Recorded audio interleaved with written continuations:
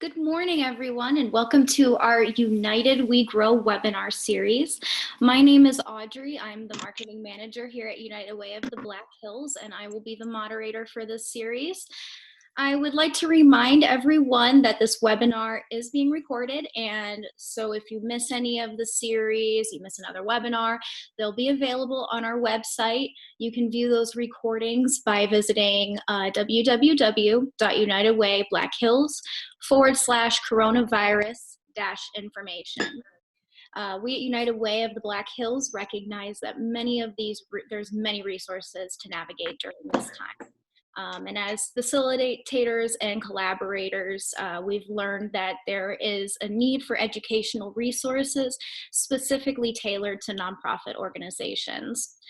In addition, we've also developed a United We Stand COVID Relief Fund, which provides financial assistance to nonprofit organizations so they can continue to deliver the supplies and resources to those who most need them in the community. If you would like some more information on our fund, you can visit our website. Again, it's www.unitedway-blackhills.org.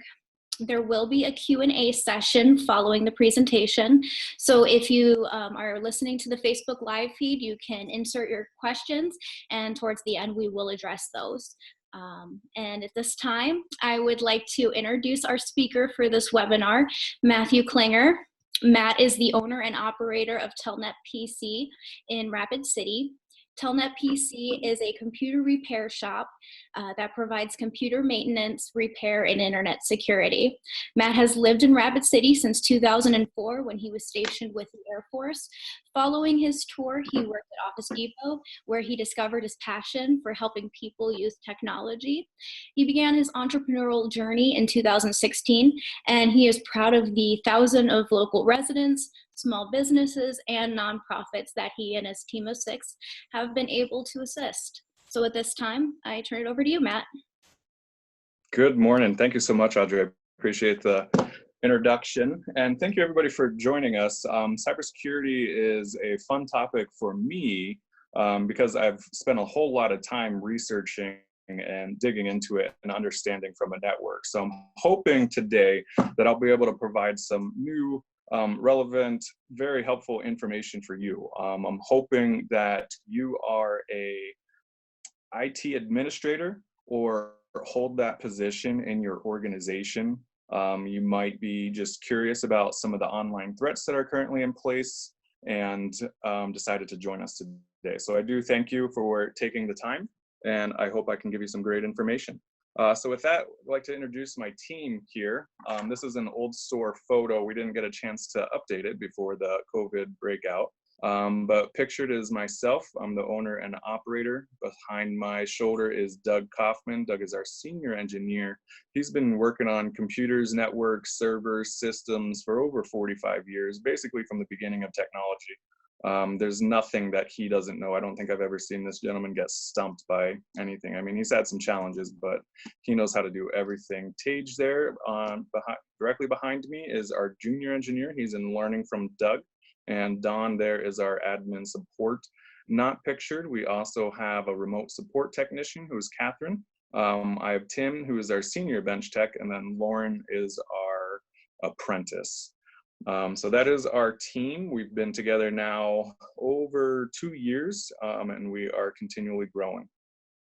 What we do as TelNetPc is we take the position as your outsourced IT administrator, and we do the full comprehensive understanding of building, designing, and maintaining your secure network. So that's what we do on a day in, day out. So let's dig into an intro to what cybersecurity is and what we're actually going to be learning today. I'll talk a little bit about a network design, both locally and globally, what it looks like on a global perspective. What is the global impact of cybercrime? Why is this a matter that we even have to consider? How the internet works, we'll discuss a little bit about that. I'll explain to you what defense in depth is. This is your plan and your policies to prevent against cybercrime. I will give you examples and walk through some of the fraud and cybercrimes that you see, and then how to respond if you do get attacked. So for today's presentation, I'm going to gear towards nonprofit organizations, and I'm using Microsoft's actual nonprofit guidelines for cybersecurity and privacy. This is actually just a 20-page document, a 20-page guideline that is relatively simple for anybody to understand and come up with a plan. But you got to bear in mind that this is a very concise version. Cybersecurity is a lot larger.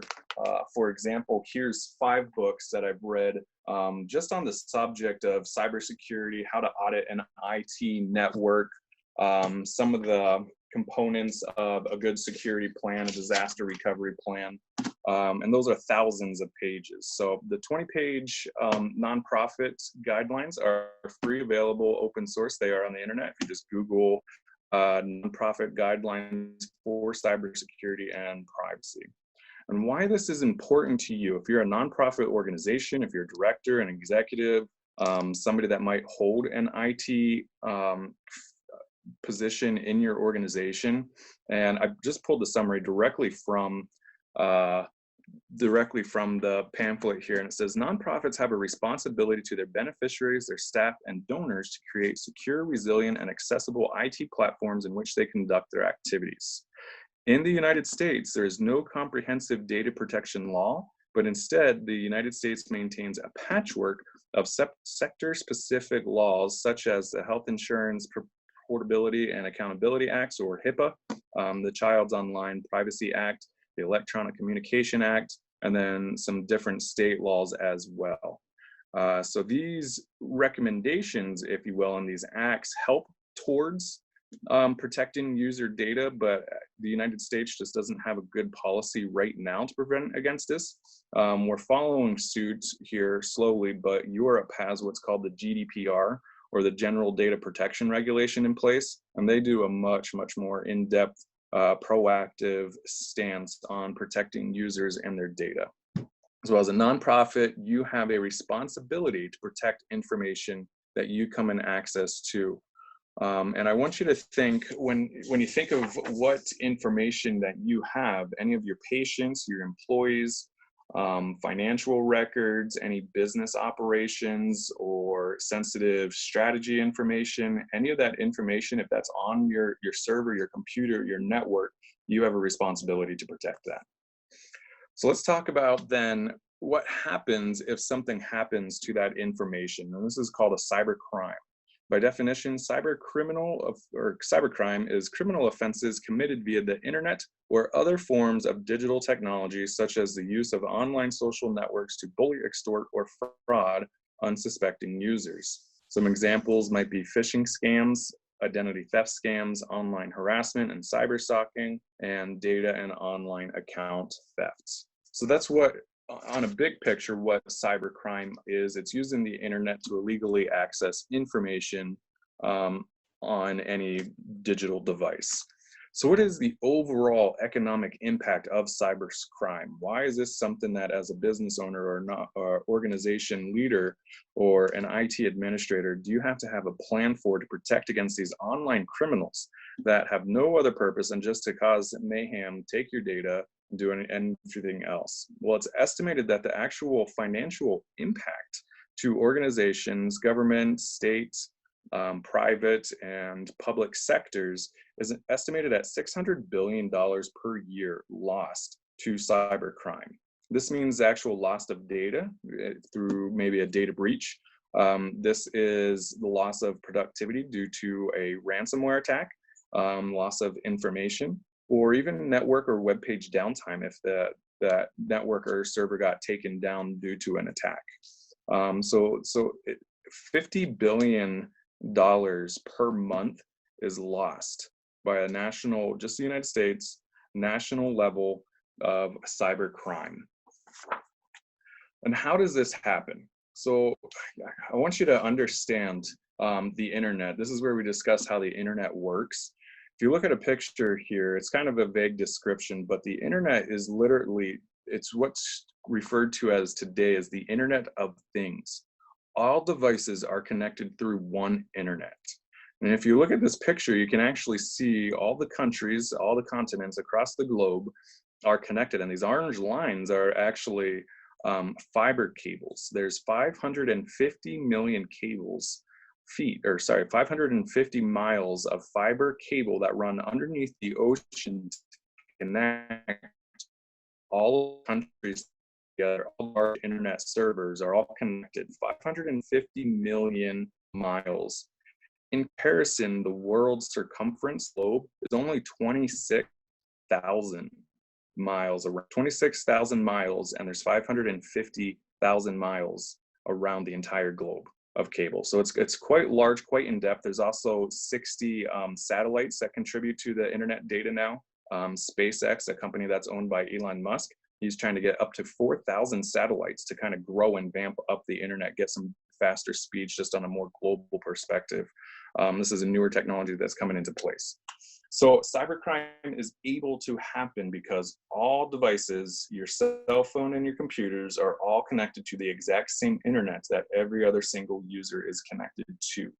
There's a whole lot of policies, procedures, protocols that go behind that to keep everybody secure and isolated. But if you know what you're doing, and if you spend your life hacking, it's not too difficult to actually learn and teach yourself how to get into another network or device. So this is an example of an intranet. This is your average small office or even your home internet.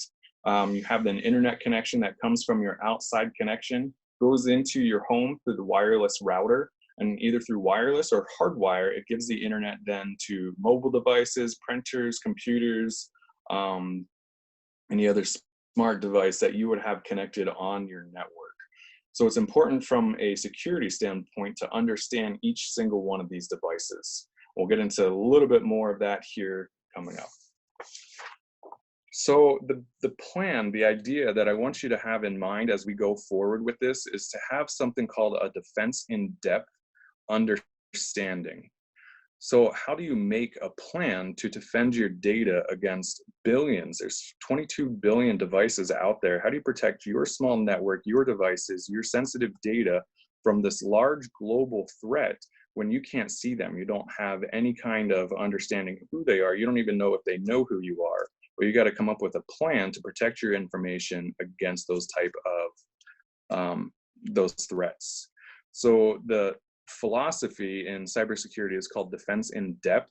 And this is just a proactive stance that you take as the IT administrator, the organization leader, to understand what your risk is, what your vulnerabilities are, creating a plan to protect and recover those, and then educating your employees. That's the most important step.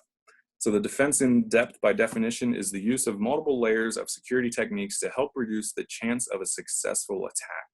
The idea is that one security technique fails or is bypassed, there is other measures that would address the attack. And more recently here, the IT world is getting into training users versus actual physical defenses against threats, because it's evolving so fast in such rapid time. So the first step that Microsoft recommends, and they use the NIST, National Information Security guidelines, the first step that they recommend in their pamphlet is to identify your risks. And it's important, if you have never done a risk assessment, to use something like this to actually quantify what your actual risks are. You want to understand what your financial risks are, your strategic and operational risks are, and your hazard or your physical risks even. And then you want to take and put them into a spectrum and understand by the likelihood of an event, of a catastrophic event, if it were to take out any of those informations, what is the actual probability of it? And then what is the severity to you, your organization, your operations, and the ongoing continuation of your organization? So if you have a server, for example, that server could be $10,000, $20,000. That's a large financial risk. Importantly, the information that is on that is your patient information. If that got encrypted or you didn't have access to it, would the impact how you your operations? So you kind of want to understand the risk factor first as you build your defense in depth. because you want your defense in depth plan proportional to your actual risk. It wouldn't make sense to have $1 million protection against a network with a net value asset of, let's say, $50,000 or $400,000 even.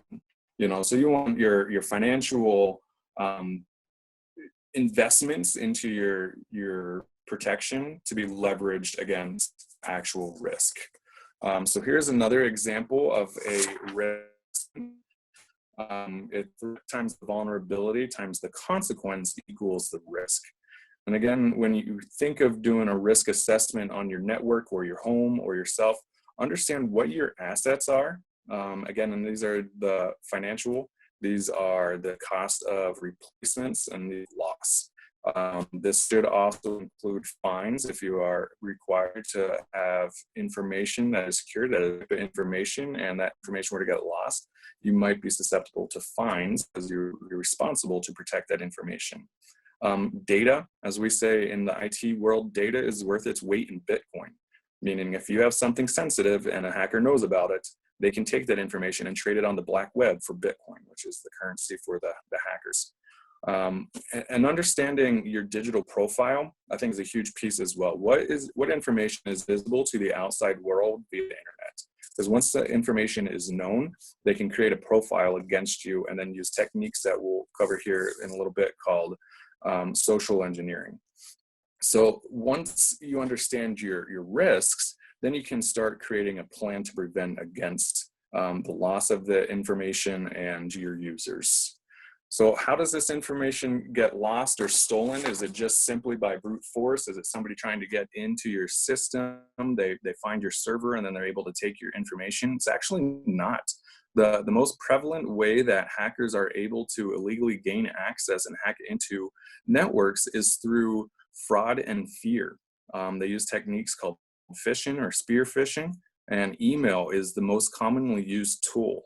For organizations, its the largest threat is email, because once a hacker identifies and starts targeting somebody inside an organization, they average actually 24 weeks targeting and building a profile before they'll make an attack on an organization. So it just takes a little bit of information, and then they'll start using these tools through fear and fraud to extort and take information from a network that they can use then for malicious reasons. So some examples of cyber attacks. These are the attacks that happen if your information gets took or something were to happen. Some examples are data breach, hacking, scareware, ransomware, email exploits, social engineering, and then malicious apps is a newer one. Malicious apps are from your cell phone or tablets even now. So these hackers, they have no other jobs, no other means of income. And it's actually estimated, I read on Google, that these hacker cells can make up to $100,000 a month just extorting poor victims with this information. So example of data really changed last or so with how information gets taken. And a lot of it is from data on the, meaning it was intercepted while out there in the internet through internet server or even going from one computer to another over the internet. The internet at that time wasn't very secure. They made a lot of way in protecting encrypting. That's one. But those kind of data breaches have been on the decline here in the last decade. But what has been increasing is that actual targeting via hacking, skimming, or phishing. So that's once they have information on you, they're able to use that information to gain access to your data. Data breach is defined as an incident where information is stolen or taken from a system without the knowledge or authorization of the system owner. It may involve sensitive proprietary confidential information such as credit card numbers, customer data, trade secrets, or even matters of national security. Some of the most common examples that we've seen here in the last 10 years or so, if you remember Target a couple years ago, they had a couple 100 million users have their credit card information stolen from skimming. A hacker was able to get into their network via actually an HVAC system and embed skimmers onto their corporate networks, and they skimmed millions of credit card information from shoppers. The VA, the Veteran Affairs, had their servers attacked and information got stolen. A lot of veterans' personal information is out there now. Expiron happened here just recently. Yahoo was breached many years ago, and they never said anything about it, but they estimate 500 million users' emails and passwords and any kind of profile information was took. And the society, I guess, the internet world reacted to that and required much more in-depth security protocols. And from this came multi-factor authentication. There's a new security feature that we'll discuss here later.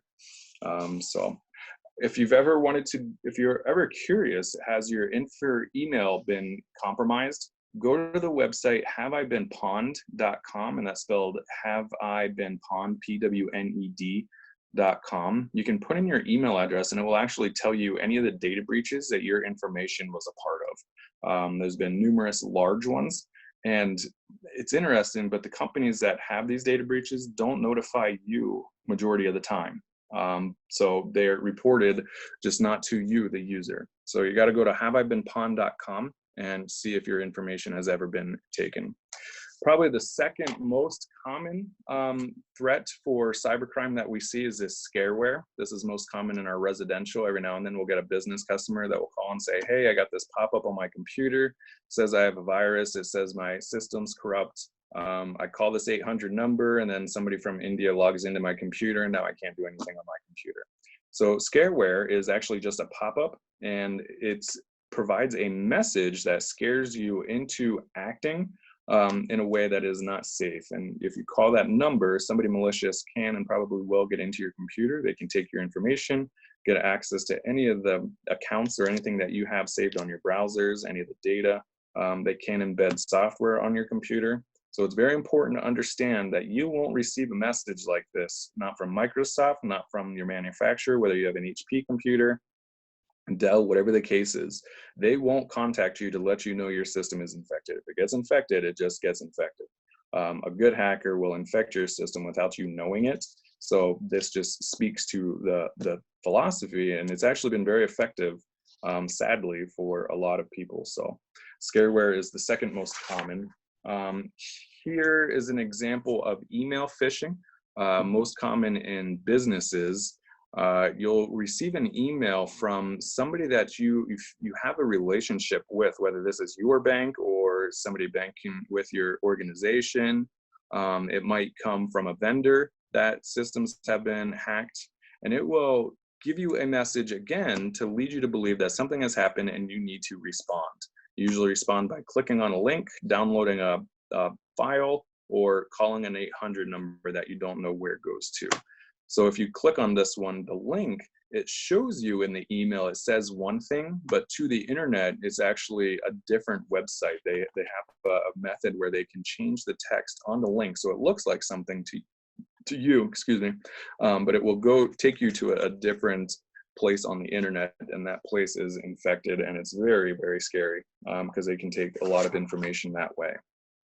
The most damaging threat to the internet right now in organizations is this. This is an example of ransomware. If you were to get hit with a ransomware attack, the ransomware is actually a line of code that gets introduced to a network, mostly through an email or a infected file. And all it is actually a line of code that is not in itself malicious. The code, all it does is enact on your computer its ability to encrypt files.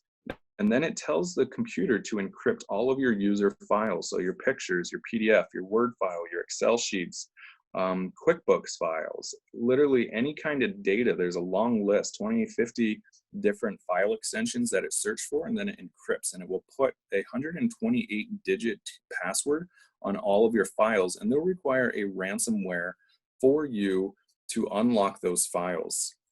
This is a serious major threat. The online community for nonprofit organizations reported a nonprofit organization in Illinois called Little Red Door, and they their system got infiltrated. They had this ransomware, and the ransom that they requested was $43,000. $43,000 to unlock their files. Fortunately for them, they worked together and they determined that they didn't have $43,000 worth of assets that were worth protecting or unlocking. So they just wiped everything and rebuilt. They did not pay the ransomware. But again, just a couple months later, then after that, a ransomware virus hit a nonprofit hospital in Arizona, and that company actually needed their files back and quickly. So they ended up having to pay $14,000 just to get those files unlocked so that they could resume operations, because without those files, their company is at a complete standstill. So ransomware is the scariest and it's the most dangerous because it can take out an entire network very quickly. There's been numerous organizations here in the hills that have actually been hit with ransomware. This is an example of a organization over in Wyoming, Campbell County, that was hit. They had to rebuild 1,500 of the organization's computers, including its email server. Because the problem is, if you receive an email, if you receive a data file on a computer, even if you wipe it and you restore your email, that virus is going to come back because it's still in the email.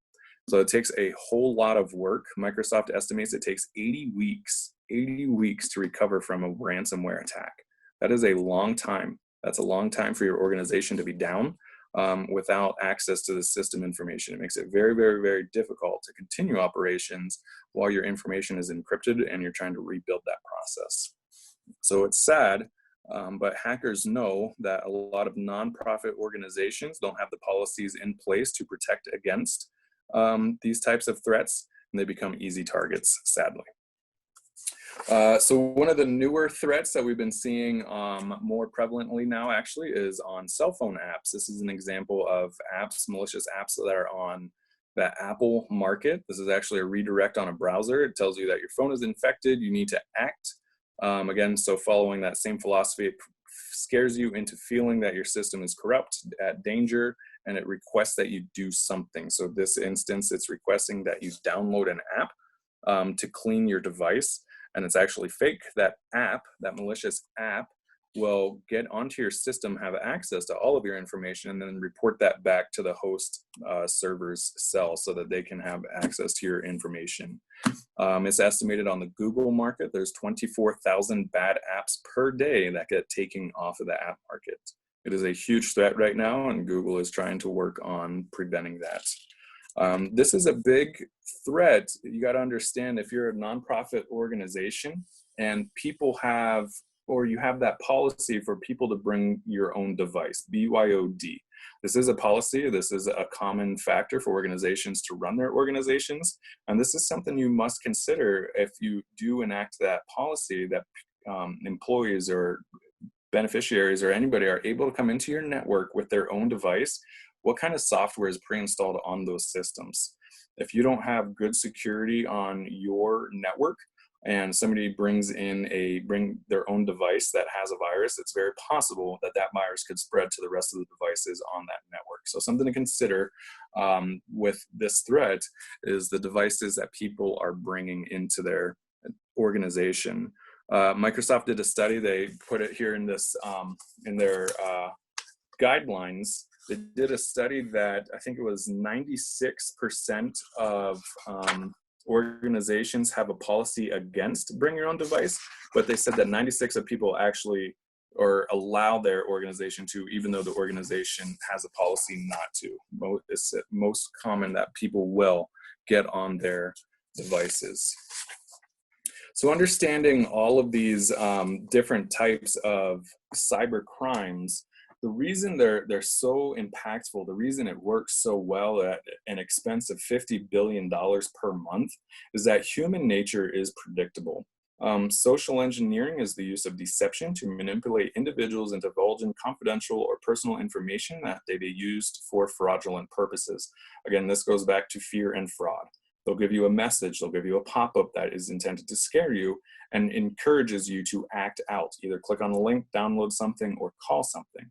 And then the person on the other side is very skilled and manipulative into getting the information that they are looking for. So once they have you hooked, they use your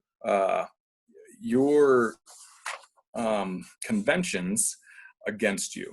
So social engineering is exploiting your complacency, because most users, they use their devices under the same convention. And a convention is the usual way or accepted way of behaving, especially in learned behaviors, often follow an old way of thinking or a custom way learned in the past.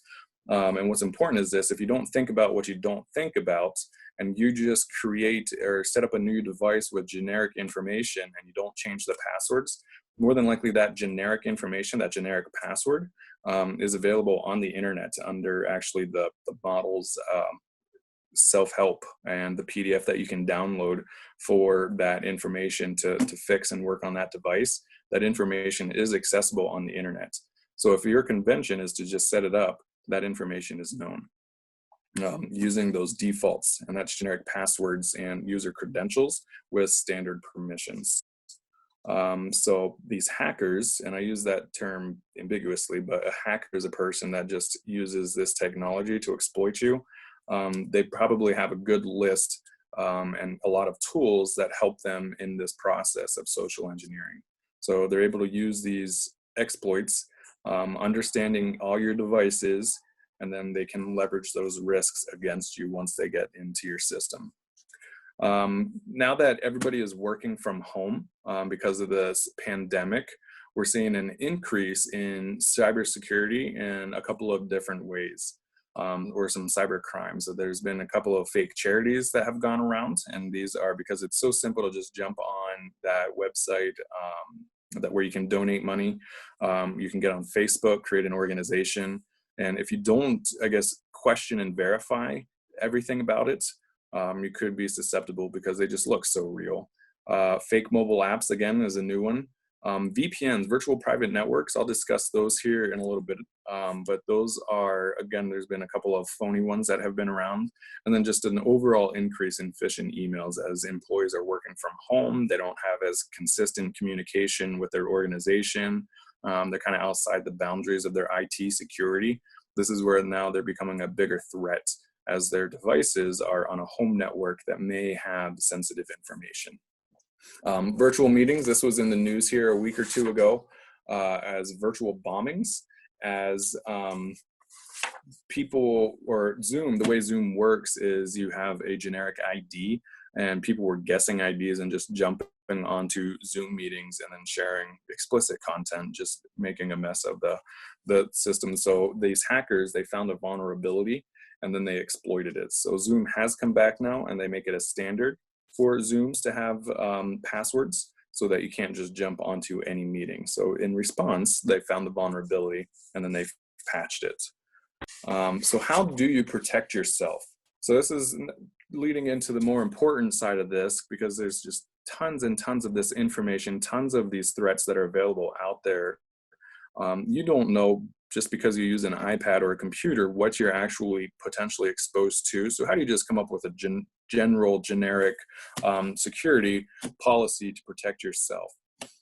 So the easiest, biggest way to protect yourself is actually awareness. Just being aware of some of these tactics that these hackers use, these phishing emails, these fake websites and everything. Do that self-assessment. If you find that you have assets that are of high value, reach out to a consultant. That's what I would recommend in that instance. If you do have a high value organization or information that might be valuable to a hacker, reach out and just come up with a good game plan, a defense in depth to help protect against that information. If you're a home user or just a simple, I guess a contractor even, or just on a smaller level, BitLocker is a very effective tool. BitLocker and a good antivirus, anti-malware software would be very, very helpful to protect you. BitLocker is just a pre-encryption. If you look here along the bottom, you can see the devices. Local disk E has a lock on it. So if this computer were to get taken and somebody pulled that hard drive, they would need the character, the encryption password, to unlock the information that is on that drive. And if a drive is pre-encrypted, it cannot be re-encrypted with another encryption method. So just a preventative process to help protect against information. If you do access servers and networks remotely, if you're working from home and you're remoting into your desktop or your server back at your office, use a VPN, a virtual private network, and I'll explain what that is here on the next slide. HTTPS, Hypertext Protocol Secure, is this green. It's the secure method on a web browser. If you're online and you're browsing websites, make sure that you're only going to websites that have that security block, because that means that it is encrypted front end to back end. And most importantly, just verify everything. If you're in an instance where you're questioning or somebody's asking for information, verify it organically. So for example, let's say you're an accountant for a nonprofit organization and the director sends you an email and says, hey, we need a gift card for $100. I just need you to scan it and send it to me, reply back to my email with this information. I would find that suspicious, and I would ask if, or recommend if you were in an instant like that, just verify, either reach out and call that person that sent that information, or just send a brand new email to them organically, an email or a text, just because you want to break that line of communication, because it's very easy to spoof and make things seem like they might be one thing on the internet, but they're actually not. They could be very dangerous to you and your organization. Antivirus, anti-malware is a great way to protect. It's not perfect. It's not a guaranteed protection, but it is definitely much better to have a good protection than to be without. Something to understand here on the bottom, you can see, is actually Microsoft. Microsoft does have a built-in version of a firewall and threat protection, but their network engineers or their software engineers just aren't as good. And forgive me, I'm not bashing on Microsoft, but they're just not as complex and robust as the third-party companies that's all they do. So this site here, this chart that I'm showing you, is avcomparatives.org. This is an independent organization that actually gives organic testing to all the antivirus programs and anti-malware out there on the internet. And they infect computers with new and unknown viruses, and then they give them different ratings and metrics. And Bitdefender has been one that we've supported here for the last 3 years, and for the last 5 or 6 years, it's been the #1 independently because of the nature of their software.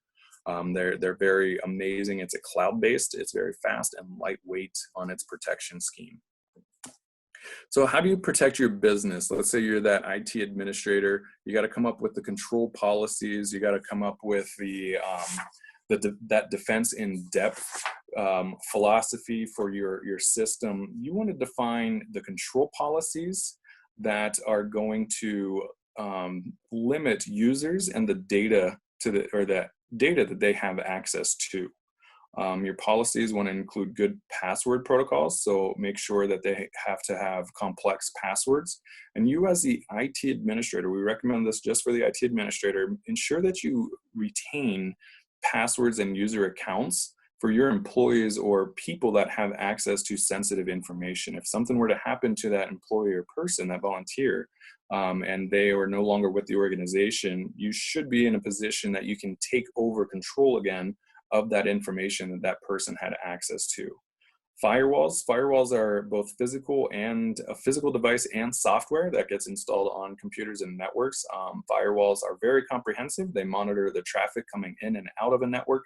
And if it's not something that was called upon or requested from inside your network, it can block it out. So this is the first line of defense against hacking and various other things that way.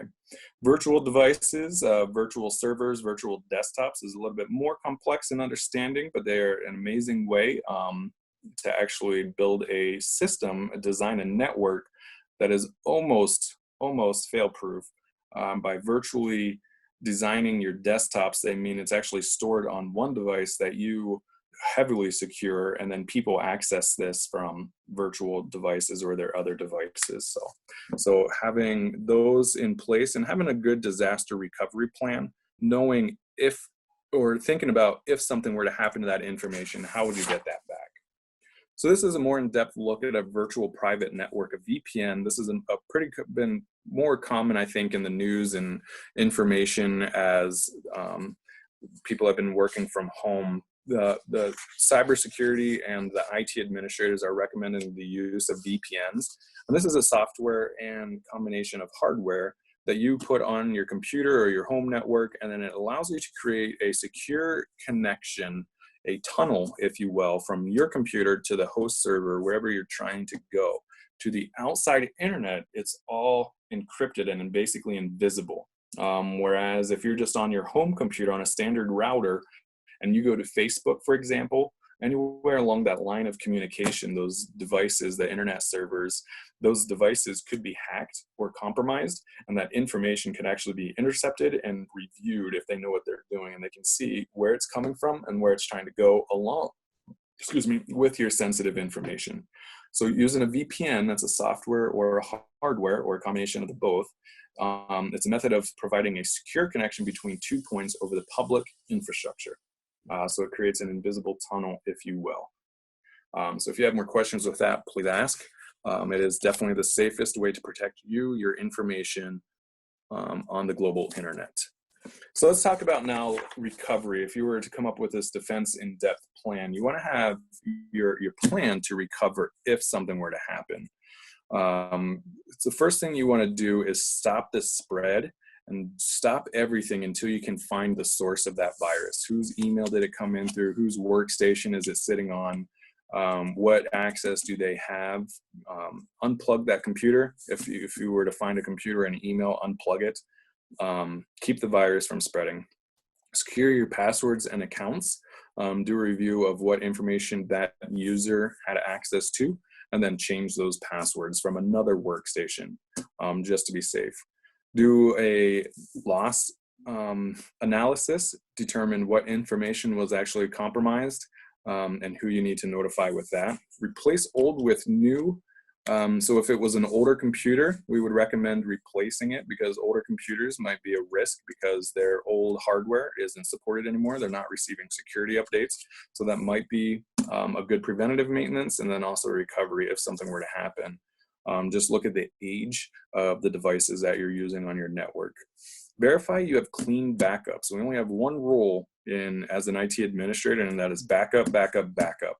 We can't do anything effectively for you if you do not have a good backup for your system. There's numerous ways to have multiple backups. There's cloud backups, there's local backups, there's virtual backups, there's hybrid backups. So there's all different kinds of ways to back up not only your data, but the programs as well. So a couple of options are available for backups. And then investing in proper software. So if you were to get attacked, it's probable then that your information is available on the black web or the dark internet, and you might be, again, a target in the near future, and it's because you've already been intercepted and this information is out there. So if you do recover from attack, it's a recommendation to invest in appropriate hardware and software to prevent another attack again, because it's only a matter of time then. So with that, we'll go through a recap here. We're going to start reviewing. Remember, there were 22 billion devices on the internet. These are just handheld devices, computers, workstations, smartphones, cars now, satellites. All of these things are connected through one internet. Hackers will use your human nature to introduce fear and fraud to exploit that for their gain. If they know that you have sensitive information that is worth having, they can take that information and sell it for Bitcoin or currency on the internet. Remember that ransomware is the leading digital threat. Ransomware is the most dangerous right now because it can literally cripple a network. It is the most scariest because it can just spread so fast. It can even get into files, and then the files can get into backup systems. Protecting against ransomware is the biggest push right now for cybersecurity. Always do the backups, or always do the updates. Make sure your devices are doing those security updates. You want to make sure that anytime Windows or Server or Java or PDF, Adobe PDF pops up with an update, please do those. I remember many years ago, 10, 20, 30 years ago, it was an issue where people were getting attacked by phony backups, but we haven't seen any of those anytime recently, not in the last couple of years. Have we had any corrupt or bad updates again from manufacturers? Always have a good backup, everything. Depending on the sensitivity of your information and the cost of recovering it, this is your vulnerability, should determine the different levels and the scope of how well you back up your information. Having a good antivirus and then security protocols will help keep that information safe and protect your networks. So that concludes everything that I've had for my webinar. Thanks again for joining me. We're going to open it up now for questions. I see Audra is back. Hello, Audra. Hey, hello, it's Audrey back again, and did have a couple of questions, a lot of really great content, so thank you. One thing that you had mentioned at the beginning of your presentation was the Microsoft nonprofit guidelines for cybersecurity and privacy, and I kind of briefly took a look at it, and there was a lot of really good information, but I also know that, you know, these are always changing, and it always seems like something new comes up. So what are some good resources, maybe some websites or things like that, that also give some really good resources for people to navigate this as, you know, new things come up and certainly. So how do they stay on the cutting edge? Yes. So if you get some more time, actually dig into the rest of that. They do include in on page 17 a resource list of information that Microsoft pulls from, because it's not a United States policy against data protection. They have to use other agencies, ISOs and acts, if you will, just some standard acts that work together. And there's a lot of organizations that are available out there. InfoSec Institute is one that I've used. INFOSEC Institute is a really good one. And then there's some good nonprofit organizations as well that provide cybersecurity assistance and recommendations that's available on the internet as well. Okay, perfect. And just as a reminder to everybody that's tuning in, we will have this this PDF of the resource that we're talking about on our website under this webinar. So you can click onto that and view that PDF in full. And then that's page 17, I believe you said, that has all of those extra resources. Yes, ma'am. Yes. So then the other question, regarding the email phishing, I've personally seen it time and time again where you get an email from somebody you know, and then you read the content of the email and you know it's not true. You generally verify it with that person, but what is that next step for that person whose information is being used for these emails? Is there somewhere they can report that, or what's that next step look like for them? Certainly. And so this is actually one of the toughest things to combat is the email phishing. This is something we get a lot of requests for. And the way it works is a lot of organizations will actually post the contact information for their employees in those different organizations, and then those departments within those organizations, they'll post the head of that department with their contact information on the internet. And hackers know this, and once they get an email, they'll constantly try to send phony emails to it until you click, call, or download whatever it is they're trying to do. So the hard part with the way that email works, and I could spend hours talking about email as an actual application, but if that email doesn't contain actual malicious code, or if it's from a new sender, your email filter system doesn't have any way to block or know that it's a bad threat. So something we see is once your email has been out there, you'll receive numerous emails on a regular basis from new emails. So the best response to those is to add it to the spam.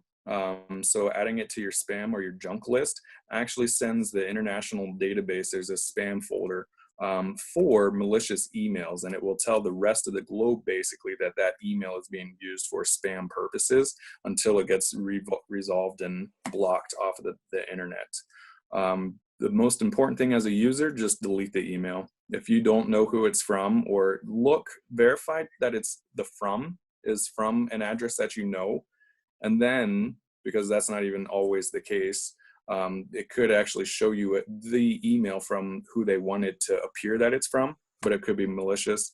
If it just that information appears or feels like it's fraudulent, just delete it and then notify that other person or somebody up the chain of command. Let them know that you're being targeted from email phishing. Okay, perfect. And we have a question from John. He is asking what type of VN providers you would recommend. Hi, John. Thanks for joining us. Was that the VPN? Yes. For VPNs. Okay, so we use our hardware. We use SonicWall. We have a lot of organizations on that. There are other ones out there. Fortinet is an example. Software-wise, the software gets a little bit more dynamic depending on how many users you have. But if you're just going from one computer to a workstation back at the office or even server, there's a lot of software, even cost-effective ones that will provide that front-end to back-end encryption. I believe GoToPC is one of those, for example. Remote PC, TeamViewer is another program. So there's just lots of those. And if you have more questions on those, depending on your circumstances, just go ahead and reach out to us and we can definitely help you out with that. Okay, perfect. I believe that is it for all of the questions we have received. So Matt, unless there's anything else that you would like to add at this time? Nope, that's all I have. All A lot right. of information. Yes, a lot of really great information. Thank you, Matt, for joining us. And again, a special thank you to TelNetPc for sponsoring this webinar. It's really great to have this information for nonprofits, as we know that, there are specifics within this organization, this area as well. So with that, I just want to remind everybody this is being recorded. So once we're finished recording, we will have it available on our website at www.unitedwaybblackhills.org. You can go on there and then click on that coronavirus information tab, and we'll have that information there, as well as that Microsoft guide and the PowerPoint. All that'll be in there, so you can reference to that if you want any more questions or details, and of course any other additional questions in terms of the IT, technical, that sort of stuff. I would highly recommend Matt as a really great resource. So at this time, I think that's about it. Again, if you want to learn a little bit more about our United We Stand COVID Relief Fund or make a donation, you can go to our website and we have that information there as well. Thank you very much and have a nice rest of your day. Thank you, Audrey. Thank you, everybody, for joining us. We're honored to support the United Way.